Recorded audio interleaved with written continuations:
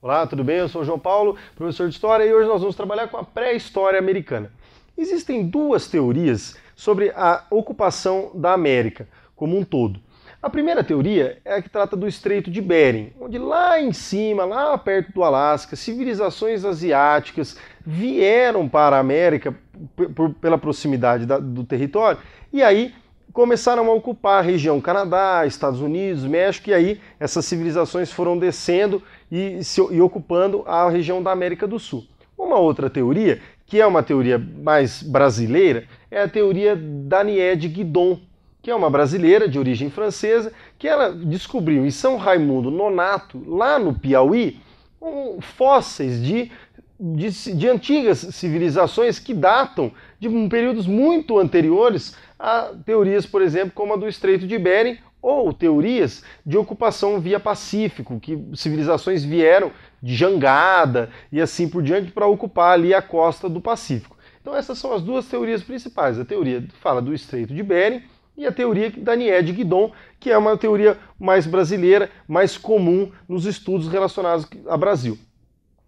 Um ponto interessante que nós temos que entender é o período paleolítico. O período paleolítico é a mesma coisa na Europa? É a mesma coisa na Ásia, na África, na América? Sim. O que é o período paleolítico? Ele data um período que até mais ou menos 10.000 a.C. É o período da Idade da Pedra Lascada. Por que pedra lascada? Porque a pedra era a maneira como eles utilizavam, era o seu utensílio. Não era uma pedra polida, era uma pedra mais quebrada, mais lascada. Nesse período, as sociedades eram exclusivamente nômades e coletivistas. E aí, nós vamos, com o passar dos anos, dos séculos, vamos chegar a uma revolução agrária, uma revolução em que nós vamos começar a ter a presença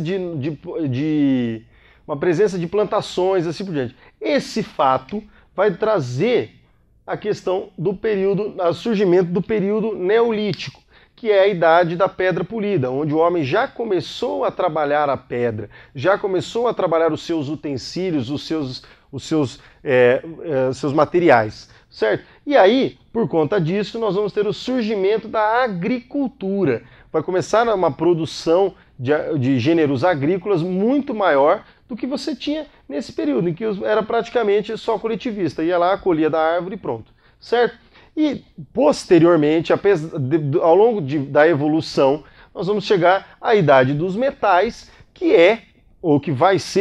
vai começar a dar origem ao que nós temos hoje, ao que nós vivemos hoje e ao que foi lá no passado. Então, o período neolítico vai chegar da pedra polida até a idade dos metais. Um ponto interessante que nós temos que entender é a relação da sedentarização. Por que era tão importante? Porque foi com a sedentarização que começou a surgir a noção de propriedade privada. As populações nômades começaram a se fixar numa determinada região e essa fixação nessa determinada região começaram a surgir propriedades, começaram a surgir clãs, tribos, pessoas que viviam juntas por conta de uma determinada situação. E aí nós vamos ter o surgimento da noção de Estado, juntamente com a propriedade privada. Então, o ponto interessante da sedentarização na história da América é que nós vamos ter o surgimento da propriedade privada e começar a surgir a noção de Estado.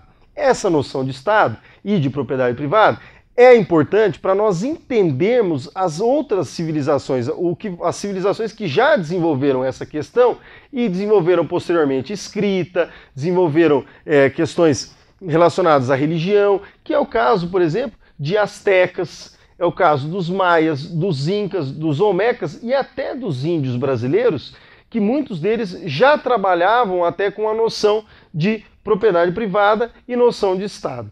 Certo? Muito obrigado pela atenção.